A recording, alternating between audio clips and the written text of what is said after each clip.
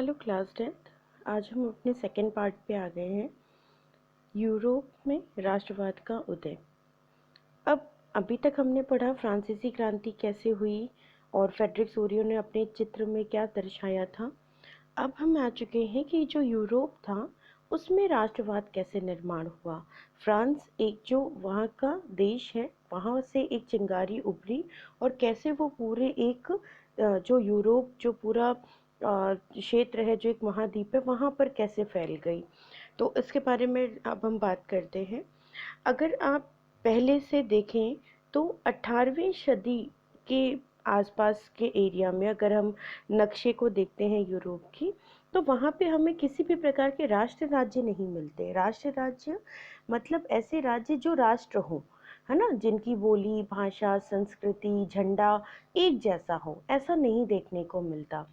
बल्कि आज हम जैसे जर्मनी है, इटली है या स्विट्ज़रलैंड है, इन देशों को हम राष्ट्र के रूप में जानते हैं।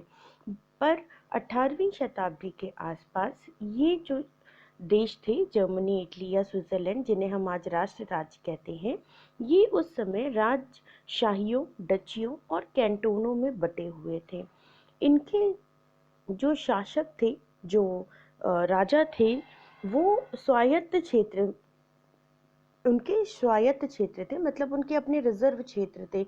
वो अपने ही क्षेत्र में, अपने ही जो एरिया था उसमें सिर्फ रहते थे और उसमें शासन करते थे। पूर्वी और मध्य यूरोप निरंकुश राजतंत्रों के अधीन था। निरंकुश मतलब जिनको कोई रोकने टोकने वाला ना हो और वो राजतंत्र उनके हाथ में हो। तो मतलब ऐसा राजा जिसको रोकने के लिए, जिसको कुछ कहने के लिए, चाहे वो गलत कर रहा हो या सही कर रहा हो, कोई कहने वाला ना हो।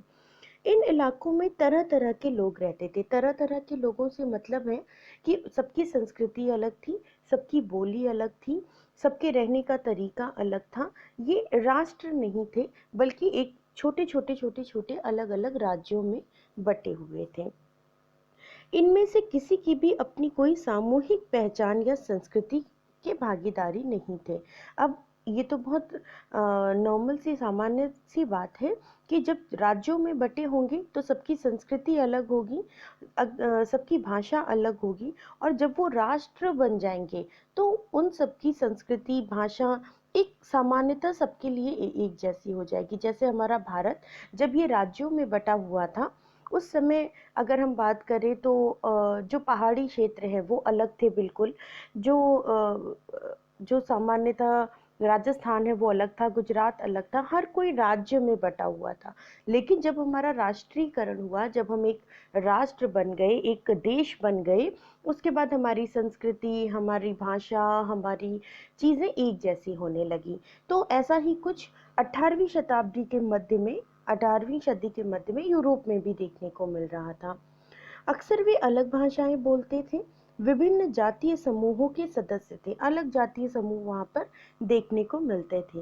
उदाहरण के तौर पर यहाँ पे इन्होंने उदाहरण दिया है कि उदाहरण के तौर पर जो जैसे जो क्षेत्र थे वो थे ऑस्ट्रिया हंगरी। इन्हें हैब्सबर्ग साम्राज्य अलग अलग क्षेत्रों के जनसमूहों को जोड़कर बना था, है ना। ऑस्ट्रिया हंगरी पर शासन करने वाला जो हैब्सबर्ग साम्राज्य था, जो उनका रहने वाला जो साम्राज्य था हैब्सबर्ग का, वो अलग अलग जनसमूहों को जोड़कर बना था। अब हम इस बात को ऐसे समझते हैं कि जैसे मान लीजिए कि पंजाब का राजा है और उसने अपने पास के हरियाणा को भी कब्जा कर लिया, उसने राजस्थान का भी थोड़ा सा भाग कब्जा कर लिया और अपने आसपास के और भी क्षेत्र को कब्जा कर लिया। तो वो एक साम्राज्य है, और लेकिन उसने अलग अलग क्षेत्रों को कब्जा किया। तो वहाँ की जो जनजाति हैं, वहाँ की जो भाषाएं हैं, लोग जो बोलते हैं, इन सब में विविधता देखने को मिलती है। फिर इन्होंने दिया है इसमें एल्प्स की टिरोल, ये भी इन्होंने एक उदाहरण दिया है। ऑस्ट्रिया और सुडेंटलैंड जैसे इलाकों में बोहेमिया भी शामिल था, जिसमें जो कुलीन वर्ग था, कैसा वर्ग था? कुलीन। कुलीन वर्ग ऐसा वर्ग होता है जो राजशाही होता है ना। जो राजशाही लोग होते हैं उनका हम कुलीन वर्ग कहते हैं। जो ये कुलीन वर्ग था, ये हैब्सबर्ग जो इतालवी भाषा बोलते थे, जर्मन भाषा ज़्यादा बोलते थे, और हैब्सबर्ग साम्राज्य में लंबार्डी और वेनेशिया जैसे इतालवी क्षेत्र भी देखने को मिलते थे। हंगरी में आधे लोग मैग्यार बोलते थे। तो हमें देखिए कितनी भाषाएं, कितनी चीज़ें देखने को मिल रही हैं अलग अलग। एक बार फिर से इस चीज़ को समझने की कोशिश करते हैं कि जो लोग इन इलाकों में रहते थे, एल्प्स के टिराल, ऑस्ट्रिया और सुडेंटलैंड के इलाकों में, बोहेमिया के इलाकों में रहते थे, ऐसे कुलीन वर्ग के लोग जर्मन भाषा बोलते थे। ऐसा माना जाता था कि ये जो अमीर लोग हैं उनकी भाषा क्या है, वो जर्मन है इन क्षेत्रों में। हैब्सबर्ग साम्राज्य में लंबार्डी और वेनेशिया जैसे क्षेत्र इटालवी भाषा, इटालियन लैंग्वेज बोलते थे। हंगरी में आधे लोग मैग्यार बोलते थे, जबकि बाकी लोग विभिन्न बोलियों का इस्तेमाल करते थे, है ना। मतलब जो एलेप्स, ऑस्ट्रिया और बोहेमिया जैसे इलाके थे, यहाँ जर्मन भाषा चलती थी। जो हैब्सबर्ग का साम्राज्य था, वहाँ पर इटालियन भाषा चलती थी। और जो हंगरी में लोग रहते थे, वहाँ मैग्यार भाषा चलती थी। मतलब एक ही क्षेत्र में अलग अलग भाषाएं बोली जाती थी। अब बात करते हैं गलीसिया के कुलीन वर्ग पोलिश बोलता था। गलीशिया भी एक जगह का नाम है, वहाँ के लोग पोलिश भाषा बोलते थे। तो इन प्रभावी समूहों के अलावा हैब्सबर्ग साम्राज्य की सीमाओं के भीतर भी भारी संख्या में खेती करने वाले अधीन अवस्था में रहते थे, जैसे उत्तर में बोहेमियन, स्लोवाक, कार्निओला, स्लोवेन्स और दक्षिण में क्रोएट। पूरब की दक्षिण ट्रांसविलेंसिया में रहने वाले रोमन लोग। ऐसा फर्क राजनीतिक एकता को आसानी से बढ़ावा देने वाला नहीं था। अब आप खुद ही सोचिए, जब ये जर्मन, मैग्यार, इटालियन, पोलिश अलग अलग लैंग्वेज बोली जा रही है, तो लोग राजनीतिक एकता के बारे में कैसे सोच सकते हैं? बिल्कुल नहीं सोच सकते। और ऐसा ही वहाँ पर देखने को मिलता था कि जो लोग थे वो बिल्कुल भी एक दूसरे के संपर्क में नहीं थे, या एक दूसरे से ज़्यादा मतलब नहीं रखते थे, अपने क्षेत्र से ही उनको फर्क पड़ता था। इस तरह के समूहों को आपस में बांधने वाला तत्व केवल सम्राट के प्रति सबकी निष्ठा थी। मतलब जो वहाँ का सम्राट है, लोग सिर्फ उसको ही मानते थे, उसके ही कहने पर चलते थे। राष्ट्रवाद और राष्ट्र राज्य का विचार कैसे उभरा?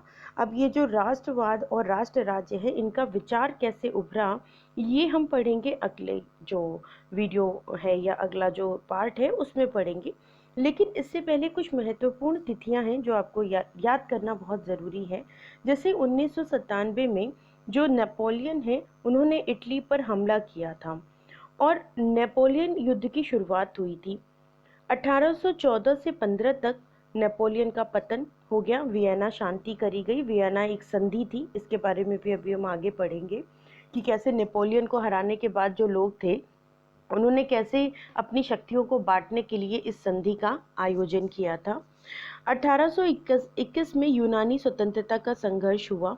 1848 में फ्रांस में क्रांति ग्रस्त कारीगरों, जो मजदूर थे, बाकी जो लोग थे, उनके लिए कैसे की गई। 1859 से 1870 1859 से 1870 में इटली का एकीकरण हुआ।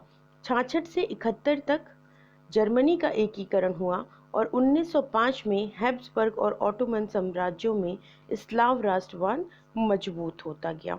तो ये था हमारा जो, अगर हम बात करें कि राष्ट्रवाद जो यूरोप में था, जिसकी हम लोगों ने नींव देखी कि कैसे रखी गई थी। और इसके अगले भाग में हम लोग पढ़ेंगे कि कैसे जो कुलीन वर्ग था और एक नया वर्ग उभर के आया था जिसका नाम था मध्य वर्ग। मिलते हैं नेक्स्ट वीडियो में, और तब तक बाय बाय।